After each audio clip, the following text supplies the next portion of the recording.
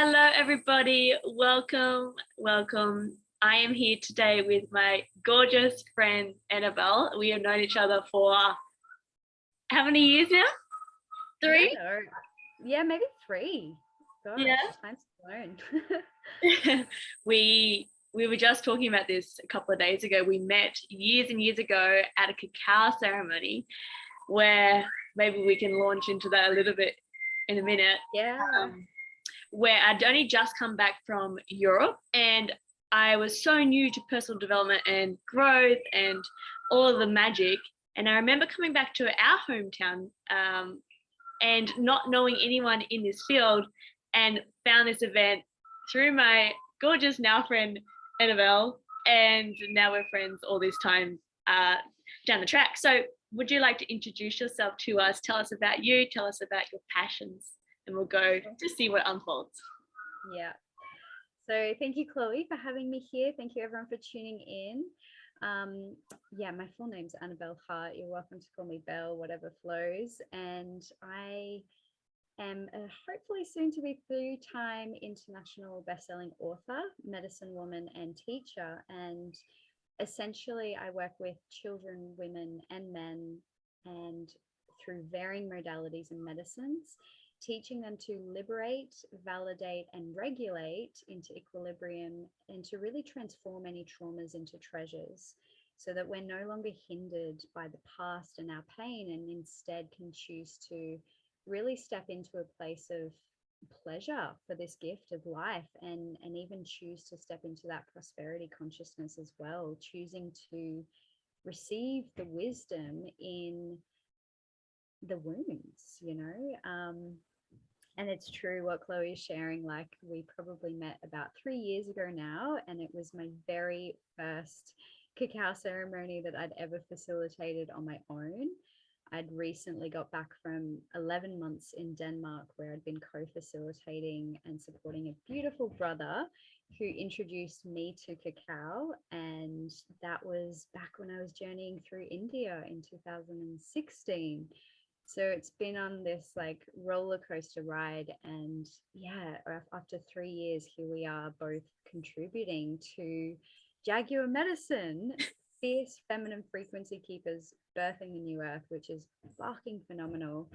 It's a really powerful and transformative book, which I sense is bringing through a lot of personal, ancestral, collective healing and evolution. And if you're keen to jump on board, we'd love to receive your support. And yeah, I guess that's a little bit about me and what I do, and Jaguar Medicine as well.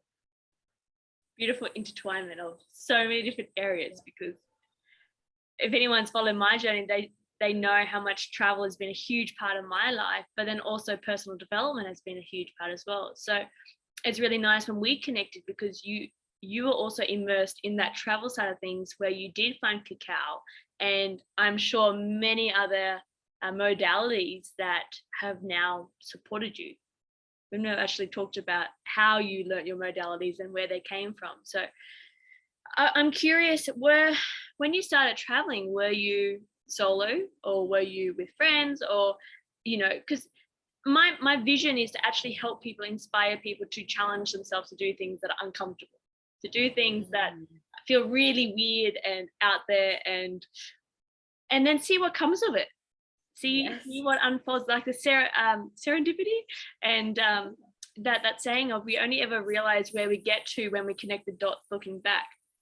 So do you feel like sharing maybe where the whole journey started in your cacao? Because I think like for us, cacao is such a big part of our relationship and dynamic, and something that you are so passionate about. So yeah, maybe we can dive into that.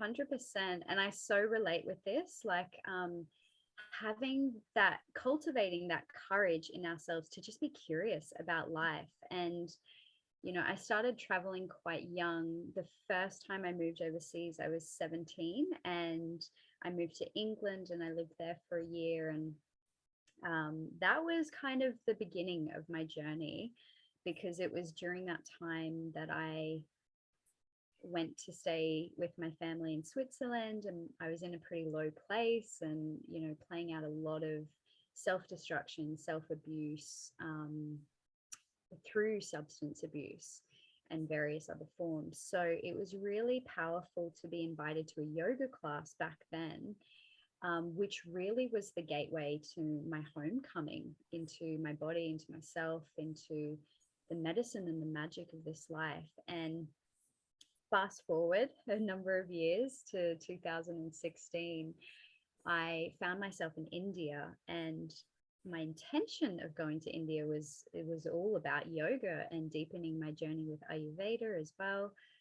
And of course, yes, that came to be, but the true magic and medicine of it was actually cultivating that courage and that curiosity to go, what's a cacao ceremony? And just going along. And I was shit scared because I'm so shy, and social anxiety was like peaking through the roof. And I was like, fuck it, I'm going to stay and just lean in. And, you know, it was some of my most transformative experiences. And, you know, since then, Cacao has just deepened my journey with her.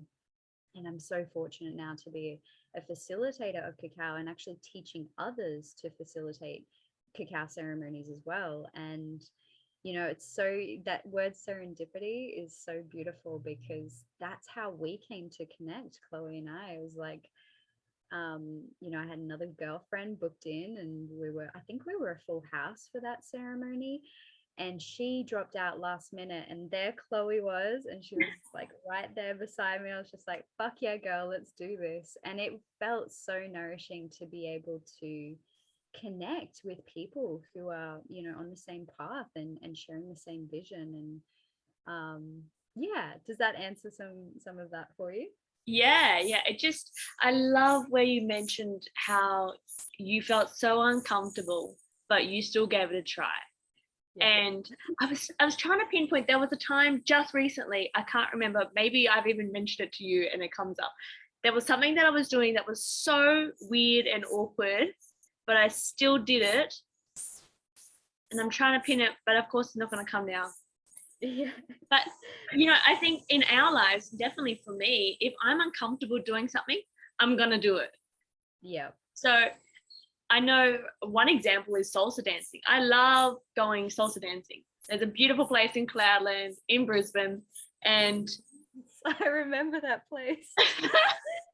Fuck, that takes me back to my youth. Yep, keep going. It is stunning there. If you're in Brisbane, go and check it out. If you're across the world, sorry, you'll have to find somewhere else. But every Thursday night they do salsa nights, and I don't have many friends that like salsa.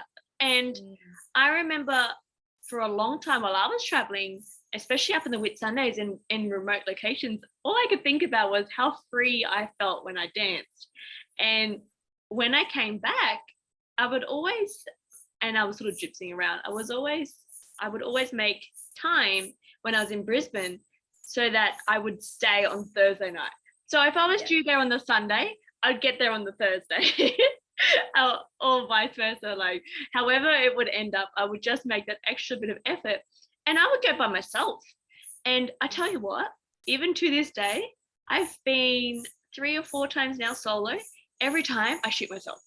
I'm so scared, so nervous, and I get all dressed up and I walk in, and you know, like everyone's looking at you like, oh, where's your girlfriends, where's your boyfriends, whatever. And it just creates so much, you know, once I'm actually in the door, and you know, so much almost like self-discipline for me. It feels so liberating to be so in my power, doing the thing that I really want to do, even though it's scary. And then I go home at the end of the night and I think, you know what, Chloe, that was amazing. Because really, and you might be able to relate from the younger years, but how often do we go out clubbing or go out for a birthday or whatever, and leading, I usually went out with girls, but how often is it that we hear stories of this girlfriend wanting to go home, or that one's vomiting and sick, and that one's having a whinge and a complaint, and you're in the middle like, I just want to dance.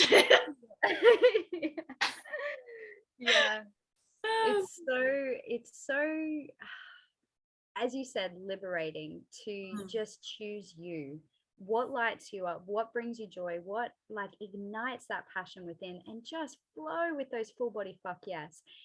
Those full body fuck yes before the mind kicks in and tells you all those other stories of why you shouldn't, or you know, it's like you know, cultivating that courage in our hearts to just feel that yes and flow with it, regardless of, you know, the challenges we're going to find along the way. It's like it's all part of the medicine, it's all part of the magic. And yeah, this summarizes my life, I feel, because there's so many different avenues of life I've explored, just being curious and playful and exploring the possibilities.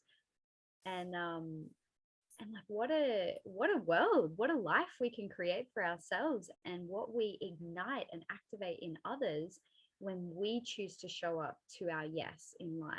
It Yeah. gives them permission to show up to their yes, and it's just like fuck yeah, let's just enjoy this, because it is pretty hectic sometimes. Yeah, and it's that message of when we are in our truth, in our power, in our, like, I either want to do this thing or I don't want to do this thing, but either way, I know what I want and I speak that. All of a sudden, the people around me will start to speak their truth. And then you don't have these weird, awkward conversations or instances where you actually don't know if they really want to hang out with you or they're just there because, you know, they felt weird about it. And I've had that multiple times, especially with these interviews. I've noticed in the last couple of days, there's been instances where something's happened, or there's been a lawnmower right outside my door, or, you know, something comes up and I just message someone and I say, hey, like, can we reschedule? And then they on the other side will turn around and say, actually, that's perfect because I've got all these other things going on. So imagine if we both said yes and we came and the lawnmower and this is going on, that's going on, and it's just not fulfilling or nourishing. And I think that relates out to everything in life. Yeah, absolutely. And I'm gonna share a flip perspective here, because when I lived in India, one of the greatest teachings that I received through that experience was like how to be in that cool, calm center, even when there's absolute chaos happening around you. And if, for anyone who's tuning in, if you haven't been to India, and for those who have, I'm sure you know it too, it's like sensory overload. Like your senses, every sense of your physical and energetic being and body is just so overloaded, overwhelmed with all these different experiences coming through. And it really taught me how to be in that serene place within ourselves, even when there's chaos outside of ourselves. And, you know, I feel like that's such valuable medicine with, I guess, the way of the world at the moment. There's a lot of stuff going on, and how can we protect ourselves and preserve our energy so that we can really channel it in the most nourishing, fulfilling ways for us, which ultimately serves all. And yeah, that's something that I'm exploring a lot, like in life, and sometimes succeeding, sometimes not so much. And yeah, even through the cacao ceremonies and the dance ceremonies that we've started, and collaborating with a beautiful brother, and that's part of the medicine we're weaving through, is like, if you're not feeling that groove, then how can you hold your field even among whatever may be triggering you? And it's kind of an interesting exploration.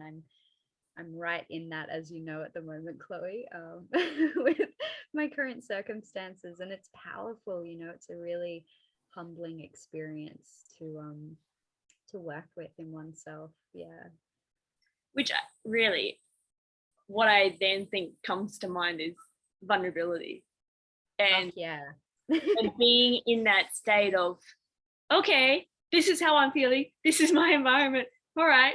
Am I going to try and fake it and get all anxious, my words today, anxious within, and pretend that I'm happy on the outside? Or am I just going to say, hey, like, I'm just feeling all these things?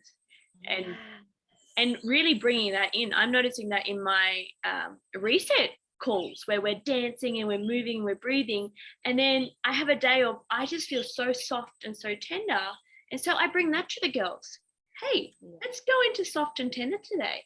And all of a sudden, me being the permission slip for them, we all have beautiful releases in whatever way for that call, rather than do a really epic African dance, like let's go.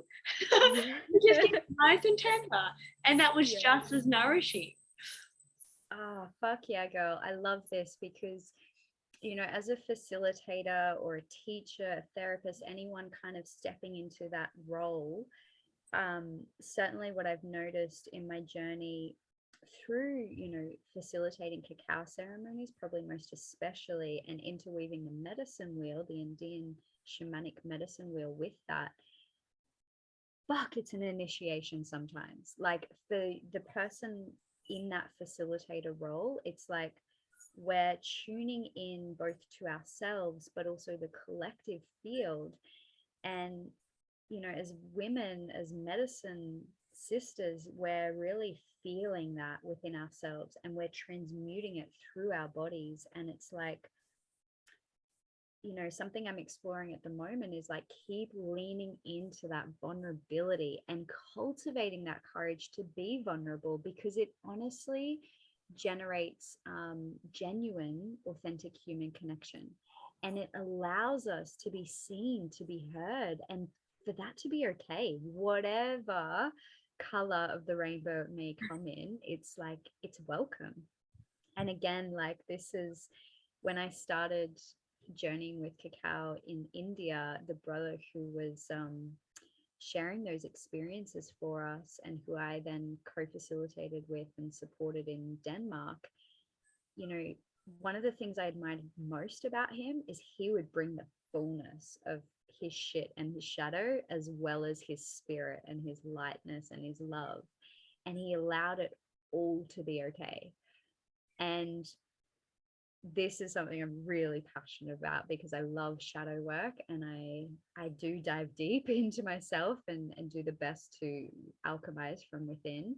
And that's something I'm really excited to share with more women and men, and as well as like how to be okay with diving to those depths within ourselves. And again, I'm fortunate to share these experiences with another beautiful brother who I'm co-facilitating cacao and dance ceremonies with. And this is like the essence of it, just allowing that inner child play, curiosity, and all expressions that need to come through them to be allowed, to be welcomed, to be received, and just know that it's okay. And I feel with the way of our world right now, this is the medicine that we are all needing, like collectively, and just like full body fuck yes. Yeah. And it's interesting that you say that, because I was just thinking, imagine someone on the outside who's watching us here talking about all this medicine and being vulnerable and being yourself, but they are so 9 to 5, normal life, very old school, very traditional, very much like me. I don't know about you, but about me, my family when I was growing up, where you work, you sleep, gym, very little time with friends and family. Socializing was going for a coffee or getting drunk on the weekends. And now we're here and we're doing this like expression and play and fun. And so the question was, what's so good? Like, what's so important about doing this play work? Like, why is it that we are so passionate about doing this work for someone who's like in that 9 to 5? Because for them, they might be watching thinking this is like their life is great. But, and then we're saying our life is great. So I know what my solution is in my mind. Do you have yours already? I feel like you know, this is so valuable because having been someone who definitely was on like, I guess, a mainstream path, and who certainly grew up with like honestly quite a materialistic world. And I think I spoke to you about this the other day, like the pendulum swing of going from like the material to like the hippie spiritual kind of side, and then just kind of finding my center in the middle, and allowing both of those worlds to interweave. And you know what has been the biggest probably most valuable medicine for me in that journey, which is, you know, gosh, 10 or more years by now. It's like one day I just kind of snapped and realized it's not okay to be treating myself this way. It's not okay to be like drinking myself to near death, you know, to be smoking like a chimney, to be eating all sorts of shit food, and just like really allowing, even allowing, you know, unwholesome sexual experiences into my body and into my field. And it's like, it's not okay. It's not okay to treat ourselves like this way. And for me, it's been a journey about coming home to my sense of self-worth and valuing myself, and knowing that I am enough and that I am lovable, and that that I can appreciate the whole of me as I am, even if no one out external to me is going to fully understand me and totally misunderstand me perhaps. And it's like, yeah, I don't know if I'm answering your question really, but I wanted to highlight that those feel like really key pieces of the puzzle. And I guess to elaborate on this with our collective experience is like,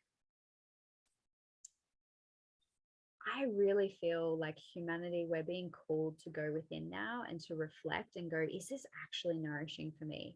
Like how I've been living my life, is this actually true and authentic and genuine to me and all that I am? Or is this just what I've been programmed by society, by my parents, by family, by teachers, by whoever, whatever, to be a certain way that actually may be out of integrity for me at a soul level, in my heart, in my body, in my being? And that has been huge medicine for me as well, as just realizing like, that's not me, that's not mine. I'm actually going to choose to pave a different way. And it's scary as fuck for anyone who might be at that pivotal point. It's scary as fuck. And it doesn't necessarily get easier. I certainly am at a pivotal point now. I sense Chloe is as well. And it's like, it can still feel scary, and that's okay. Those fears can still come up, and that's okay. You know, we can have doubts and disbelief, and that's still okay. But we can choose to cultivate that, that sense of faith and that courage and trust in ourselves and the universe to deliver what we're needing, and that hope in our hearts that we do know the way forward, even if everyone around us is like thinking we're crazy for doing something a different way. It's like, it's okay for them to have that opinion. It's also okay for me to know and honor my truth. So yeah, I hope that summarizes my feels on that. I'd love to hear what's there for you though. Oh, there's so much here to talk to. And yeah, let me just gather those thoughts. Yep. On what you were saying, I just really want to highlight as well. I know when I started my journey, I felt so alone in that transition. And I remember thinking to myself, how am I supposed to be this, or, you know, this version of myself when I'm hanging around this version of people? And it was like something in my mind was telling me there's got to be something else out there. And I just want to really highlight that, yeah, you're so right in knowing that there's something better out there. And there's also nothing wrong with being in your environment, making changes, changing your vibration, changing the food, changing your gym, changing your habits. And then through those small changes, you'll start to notice other things. And so you'll go from this environment to this environment to this environment. You don't go from a 9-to-5 normal person to a full-grown hippie who doesn't shower for a week and okay with that. It doesn't normally happen overnight. It happens through progression. And then once you've experienced that, then you might experience something new. And that's the life that I choose to live, of variety, and, you know, knowing that we all have our different experiences in this life. And for me, it's more wholesome to have as many as possible. Then I can not judge people, but just witness them in wherever they're at. and love them unconditionally, and maybe reflect and see where they're at. And then that also reminds me of certain parts of my life that maybe I haven't appreciated as much as I can. And then balancing back, you also said there was a point where you were like, I forget the exact words, but I'm done with treating myself this way. Yeah, something like that. I remember a day where I just moved home. Chris had passed away 6 months earlier. I was sick. I'd gone home. Everyone's at my house. My mom, my sister, my niece, like everyone's there, and I'm sick as a dog. And I was furious, like, how dare you all be here at this house when I'm sick? Like, are you not considerate at all? Can you just rack off? And I remember going off at them like, why are you here? La, la, la, la, la, projecting, right? Just making everyone else feel like rubbish because I felt sick, and I couldn't just accept that I just need to go and sleep and they could do their own thing. Like, none of my business, really. Yeah. But in that instance, the few days after, I had that nugget of, oh, I don't like this roller coaster. This roller coaster of, oh, I'm feeling okay now, and then, oh, now something's going on and I'm going to treat everyone like rubbish, especially my family, and then go down again, and then high, and then low. And then in the middle, well, not really having a middle, that was like the 9 to 5 in gym. The lows were so lonely, especially coming out of grief. I didn't know who to call. The people that I did call didn't know how to support me. And then the highs, I didn't have anyone to celebrate with me. So it was like, this is shit. And nowadays I have these people with this diversity where people like you, Belle, you got the highs and you got the lows and the in-betweens, and we're for all of it. We're here for it. Yeah. 100%. Yeah. The final point that what I was sort of thinking when I first started was, for me, it was that, the roller coaster, but then also the pharmaceuticals, because my health was rubbish, and money, like everyone's on this money bandwagon, right? So money, pharmaceuticals, and the roller coaster. And they were the three things that really started me thinking about online business and creation and like this laptop lifestyle of traveling, like, oh, that looks cool, and it's so something so simple and kind of normal these days, and yet was something that also opened up my eyes. It was that little step. So but yeah, really reminding myself that even when I feel rubbish and I was taking pharmaceuticals to make my stomach feel better, to then have the same roller coaster, and I still wasn't learning how to move or how to dance or how to be on the ground, and like those little practices that you and I do now without even realizing, to help us sort of stay healthy. So bit of a tangent there, but I guess they're little nuggets of things that have really helped both of us to transition. Yeah, definitely. And tangents are always welcome. there's so much gold in tangents, I feel. And I love that too, just making those, just doubling back, you mentioned about those little changes, and that has absolutely been my path and my process. Like, as an example, quitting smoking. I didn't do that overnight. Well, I kind of did, in that one day I just stopped and was like, enough is enough.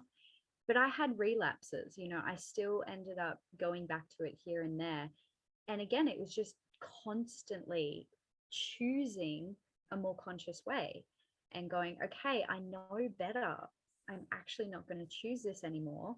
I'm going to choose something different for myself. And I find that even now, like 10 years plus down the track, I'm still just landing little loving reminders for myself, like, witnessing my thought process, and witnessing when I'm telling myself those scarcity stories, maybe about money or otherwise, or those limiting beliefs, those thoughts, those projections, as you named. Oh my gosh, like projecting the blame onto those around us instead of just owning our own shit, like at the end of the day. So there's so much value in all of this. I really hope others tuning in are receiving this with us too. There's lots of similarities in Chloe and my journey, especially with like grief. We both lost our brother when we were quite young, in our teenage years, and it's certainly, you know, for anyone who has been through grief, especially at a young age, it's such a profound experience that you're not really often equipped to tend to within yourself. And so I liken it to a beach ball blast. I actually speak to this in my chapter for Sovereign, which is the second multi-author book that I contributed to. And it's like, if you imagine you've got this beach ball and you're at the beach, you've got your friends and your family around you or whatever, and you put this ball underneath the water and you're holding it there, you're trying to control it, keep it suppressed and silenced. This could be resembling that grief, it could be anger, it could be whatever emotion. And eventually your fingers are going to slip, right? And that ball is just going to blast itself and splash water over you and all of those around you, your friends, your family. And of course, in this analogy, it's quite fun and comical, but in real life, when you're exploding with that level of chaos, it's fucking mayhem and it destroys you and those around you. And this is exactly how I lived my life for like, oh gosh, a long time, you know, hurting myself and hurting those around me. And it takes a lot to just rewire and rewrite how we're going to choose to be in any given moment. And it's a practice, you know, it doesn't have to be that we master it overnight. Awesome if we do, but hey, we're only human. Well, we're human at the moment, and that's okay.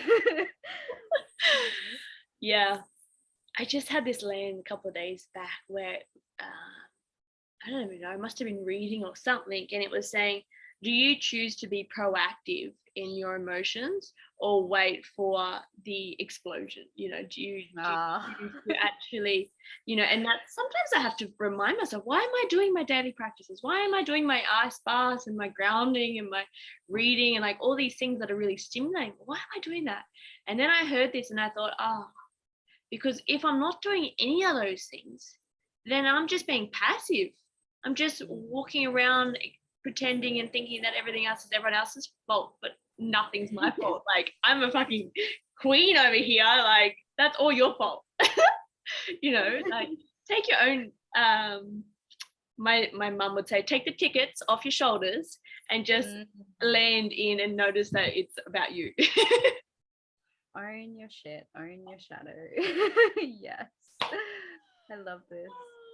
Yeah. Gosh, we've been side tangenting massively from the book. Do you want to share anything in regards to the book, maybe even in the creation of the book, for someone who's like, wow, that's super epic, and you've done nearly 3 now, soon to be 4. Let's just drop that nugget. I don't know if I can.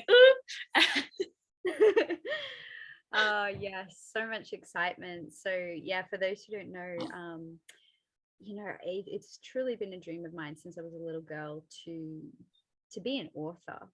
And to be a published author is phenomenal, and to be an international best-selling published author feels fucking otherworldly. And so I've had the fortune of contributing to now 3 multi-author books. The first was Magdalene Rising, the second Sovereign, and the third being Jaguar Medicine, which launches this Friday. And that's the 14th of January.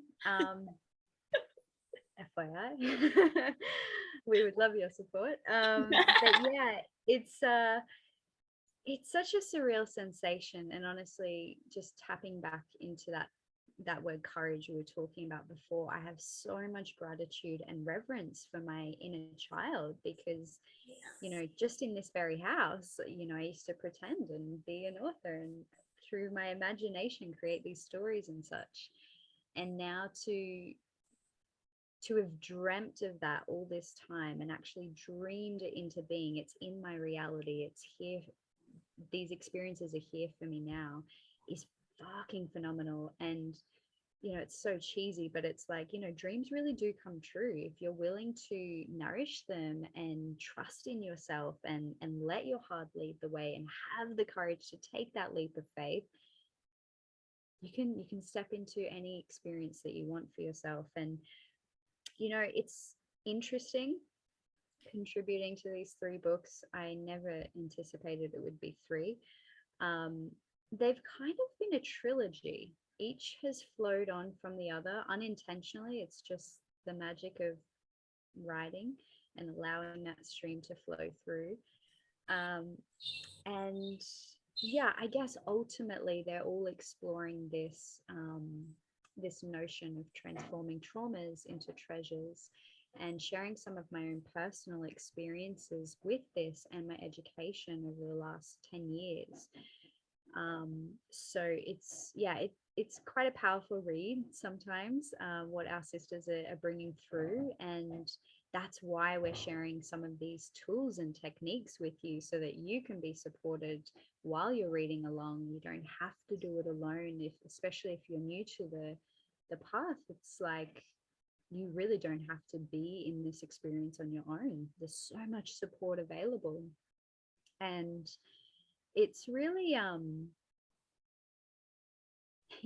from an author perspective, this is a huge initiation. It is so transformative when we're weaving our words into those pages, sharing our stories. And I know so many women in each of these books who have really felt this. It's an initiation and an opportunity for us to transform personally, to offer the reader transformation, and to offer like ancestral, through our family lineages, offer healing for our ancestors and evolution for the collective consciousness as well. So it's fucking powerful.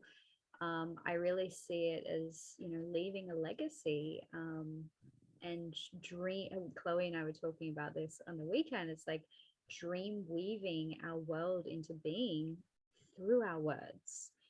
And, often we don't recognize the power of our words. These, words cast spells, and another reason to be in integrity with our words and share our truth and own it, So that was a lot, but I hope there's so much here.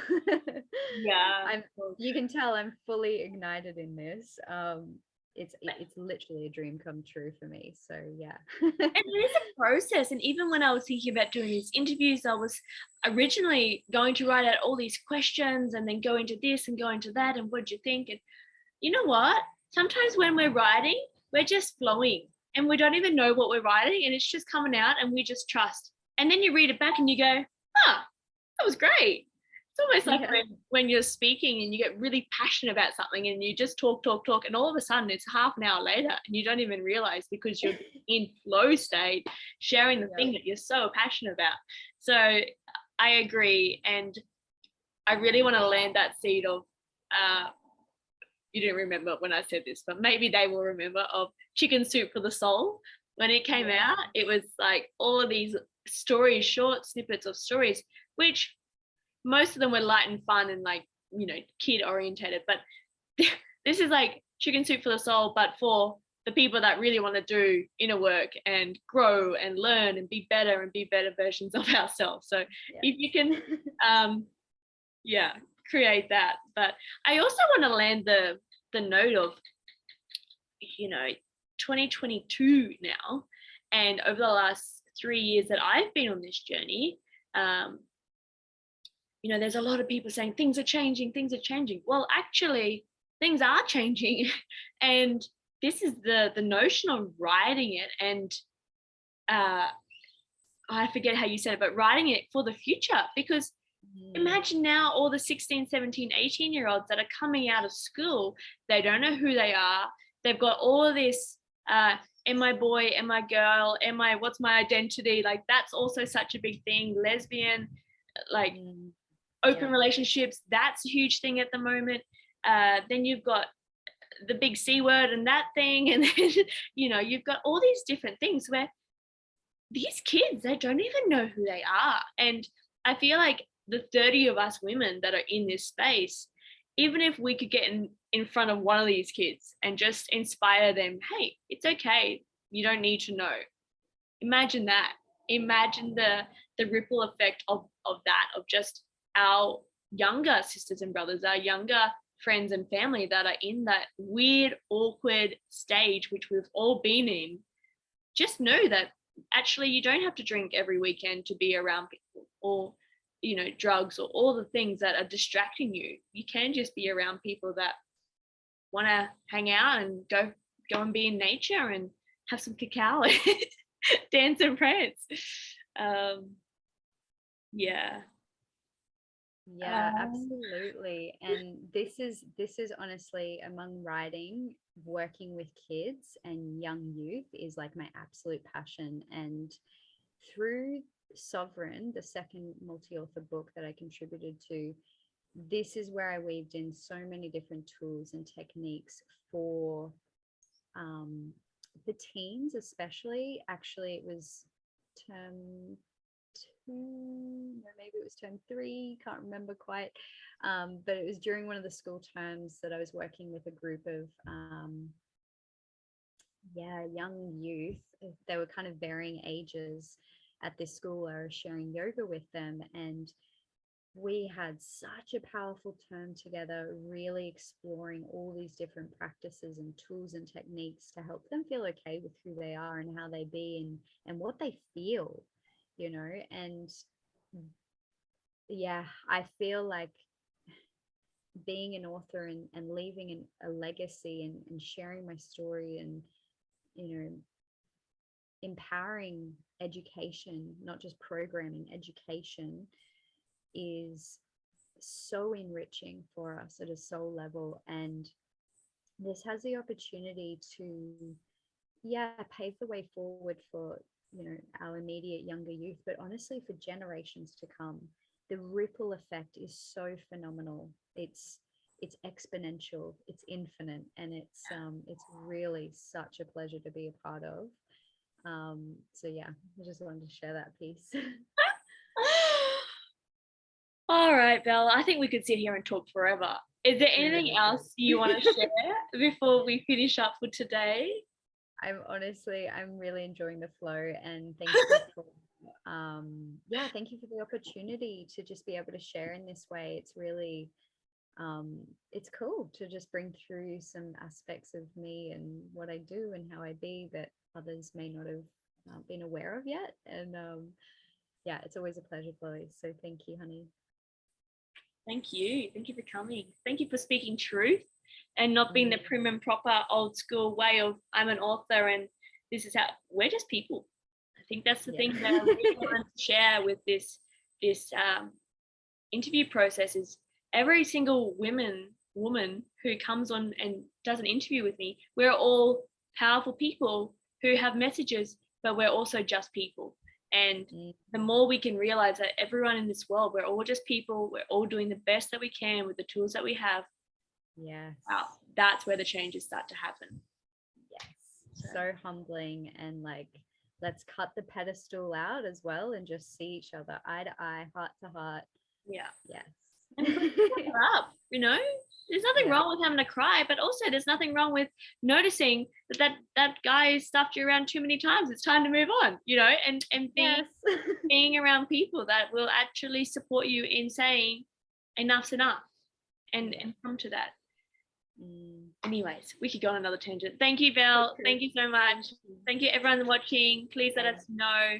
We will drop the Jaguar group into our post, so you can go into there. All 30 women will be in that space sharing a little bit of themselves, little nuggets, and we would love your support on the 14th for our release on Amazon. It's going to be really, really, really affordable, and then it will jump up to its normal price, and all funds go to charity. So big initiation for us, but thank you, everyone. Thank you so much. Thank you so much, Belle, as well. Bye.